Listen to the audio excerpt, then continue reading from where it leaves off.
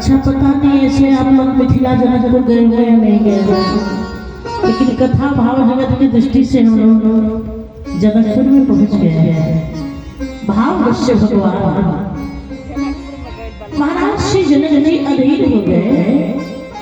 मैं जानता धरती वीरों से खाली है, तो प्रतिज्ञा करके अपनी जगहशाई नहीं करता।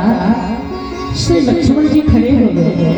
लक्ष्मण जी को बातें बर्दाश्त नहीं हुई। जहाँ पर भैया राम बैठे हैं वहाँ पर कोई कहते भला धरती वीरों से खाली है।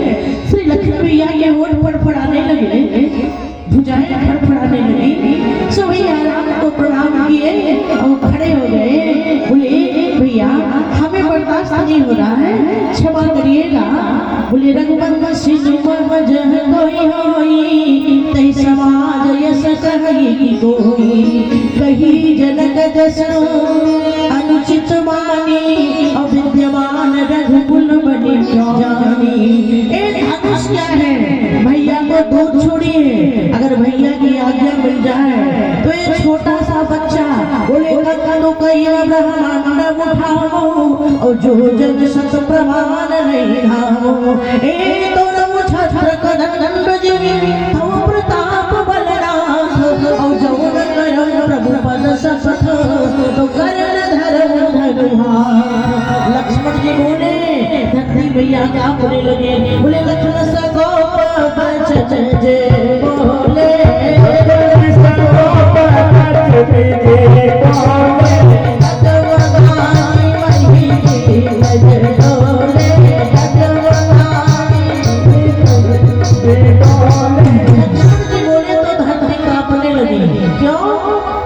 अच्छी बात होती है हम लोग गर्दन हिलाते हैं, बहुत बढ़िया। तो लक्ष्मण जी जब बोलने लगे ना तो भैया धरती गर्दन हिलाई, क्योंकि जानकी जी कौन है, सीता जी धरती माँ की बेटी है। तो भैया धरती गर्दन हिलाई, वाह बेटा लक्ष्मण जी मतलब हमारी बेटी कुंवारी नहीं रहेगी। जो जनक जी की चिंता है उनकी चिंता दूर होगी। महाराज विश्वामित्र जी ने देखा अवसर बढ़िया है। बोले विश्वामित्र समय सुख जाने बोले अति पुनीत मृदुवाने। विश्वामित्र बाबा बोले क्या, बोले उठहु राम भजहु भव चापा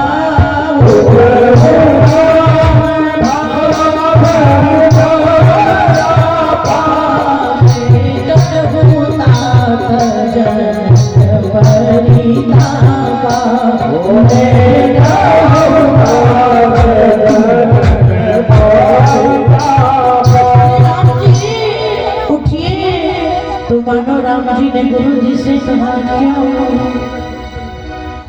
बहुत बढ़िया प्रेम भाषा है। प्रेम की भाषा में बाणी बोले या न बोले नेत्रों से बात हो जाती है। नजर से मुलाकात कर ली रहे तो खामोश बर्बाद कर ली।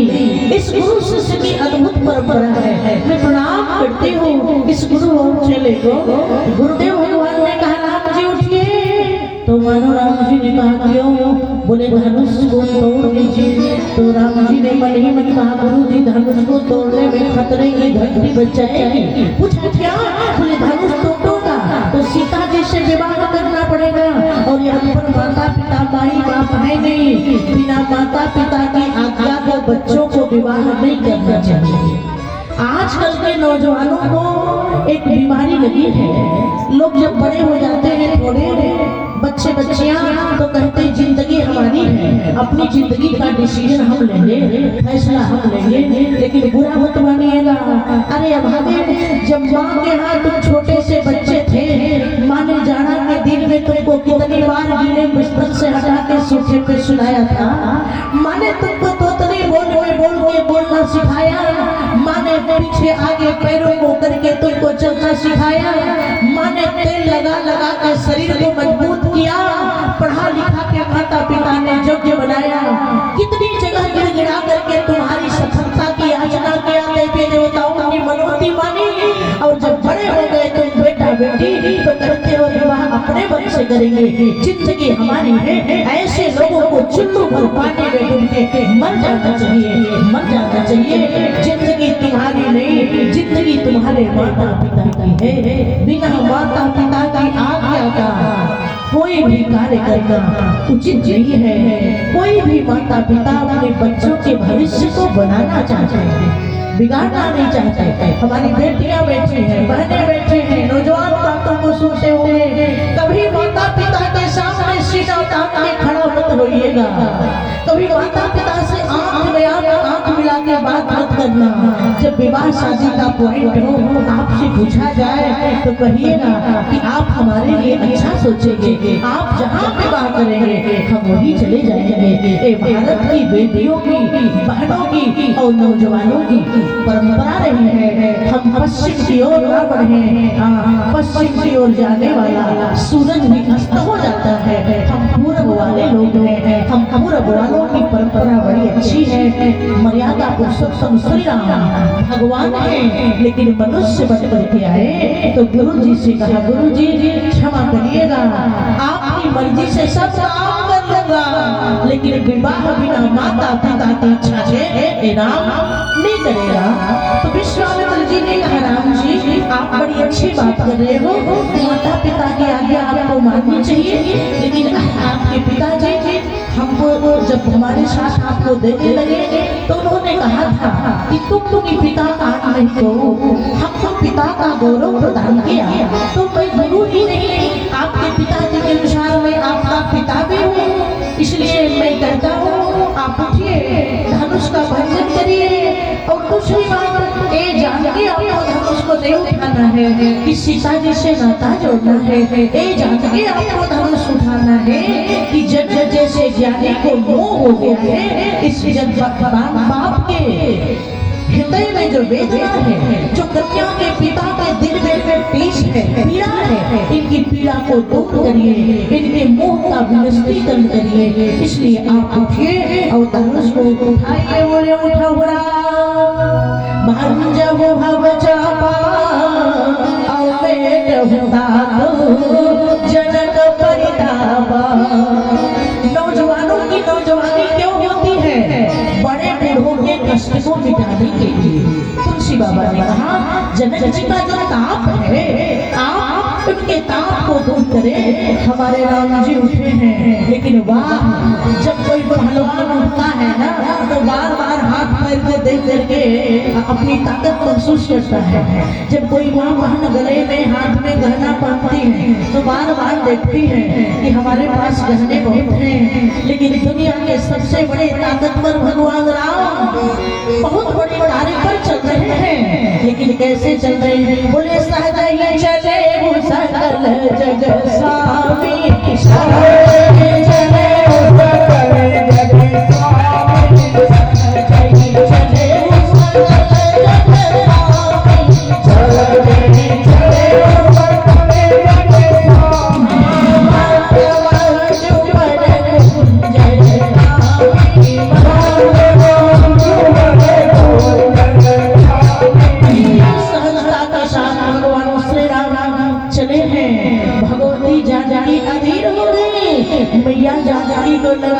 इतने कोमल कोमल हमारे राम जी एक ऐसे धनुष को उठा पाएंगे। तो सीता जी प्रार्थना करती हैं, बोले मन ही मन मनावय कुलानी कि हो प्रसन्न महेश भवानी। हे भोले बाबा, हे भैया पार्वती कृपा करिए। डमरू वाले बाबा ने कहा क्या कृपा करें? जानकी जी ने कहा बस कृपा करिए, हमारे राम जी बड़े कोमल है, धनुष को हल्का बना दीजिए। भगवान शंकर ने कहा एक डिपार्टमेंट तो हमारे बेटे गणेश का है, तो गणेश के पास आ जाइए। अब जानकी जी गणेश जी की ओर गई, बोले गणनायक परदायक देवा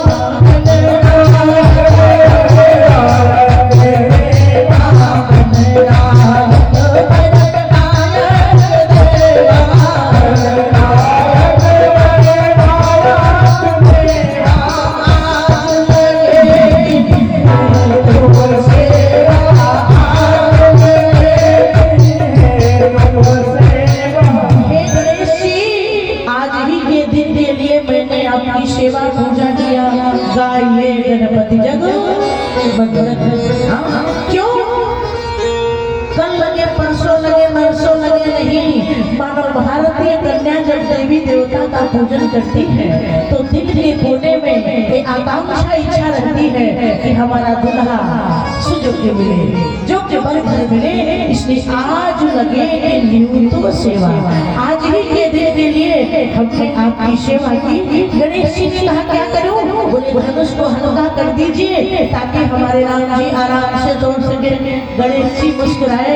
गणेश जी ने कहा एक काम तो धनुष देवता ही करेंगे, उन्हीं से प्रार्थना करिए। अब जानकी जी धनुष देवता की ओर देख रही हैं। धनुष बरसों से रखा हुआ था, लेकिन भगवती जानकी छोटी थी। सीता मैया ने देखा था कि धनुष के पास बड़े घास फूस हो गए हैं, बाएं हाथ से उठा करके और दाहिने हाथ से सफाई निभाई पिटाई करके धनुष को रखा, पूजा कर लिया। जनक जी आए थे, जब देखा तो सुनैना जी से कहा इस धनुष को उठा के कौन सफाई पूजा किया? तो सुनैना मैया ने कहा कि बिटिया रानी जानकी ने सीता ने किया। महाराज जनक ने कहा वाह वाह, मैं बड़ा सौभाग्यशाली हूँ, मेरी बेटी इतनी ताकतवर है कि धनुष को उठा ली तो ऐसे के साथ विवाह करूंगा जो कम से कम धनुष की दोनों चढ़ा देगा, ऐसे के साथ विवाह करूंगा। प्रतिज्ञा कर लिया था। हे धनुष देवता, आपका मैं रोज रोज पूजन करती थी, रोज रोज आरती पुष्प समर्पित करती थी, भोग लगाती थी, नैवेद्य। तो आप कृपा करिए। क्या करें? भगवती जानकी ने धनुष देवता से कहा धनुष देवता कृपा करके हल्के हो जाए। धनुष देवता ने कहा कितने हल्के हो जाए? एक हल्के हो जाए। सीता जी ने कहा हमारे भगवान राम ट्रक ट्रैक्टर थोड़े हैं जो टन का बोझ ढोए। कहा कहो तो एक क्विंटल के हो जाए। सीता जी ने कहा हमारे ठाकुर जी कभी ईमानदारी का काम नहीं किए हैं तो क्विंटल का तो बात ही मत करो। धनुष ने कहा छोड़ो भैया क्विंटल, कहो तो 5 किलो का हो जाओ। जानकी जी ने कहा डाउट है कहीं 5 किलो श्रीमान जी उठा क्यों? हमारे ठाकुर जी इतने कोमल है कि फुलवारी में देखा था दोनों में 4 फूल लिए थे और उन्हें में पसीना से सरबतन थे। अरे काहे छूटल लीलार पर पसीना हो लाल, काहे छूटल लीलार पर पसीना, काहे छूटल लीलार पर पसीना, काहे छूटल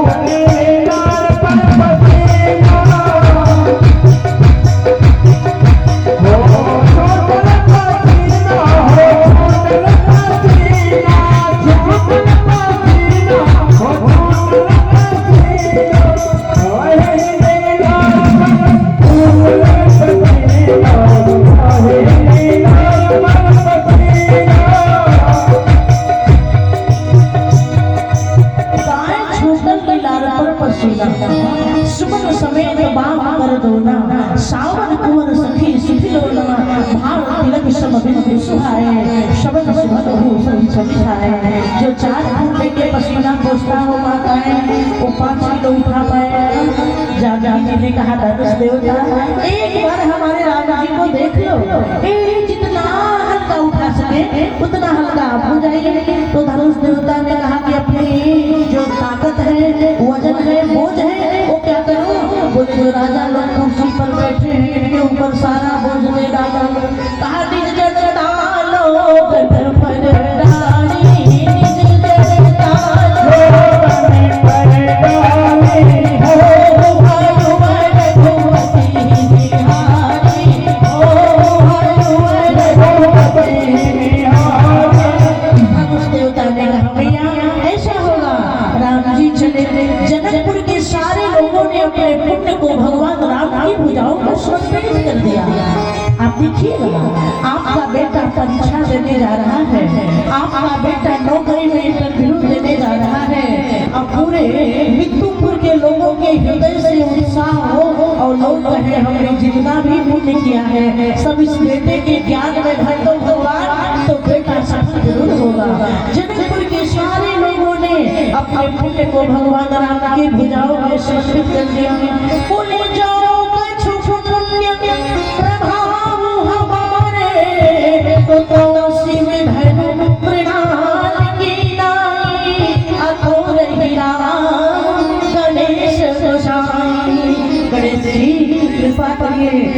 कर्मों का पुण्य भी छोटे भगवान राम जी के साथ लग जाए।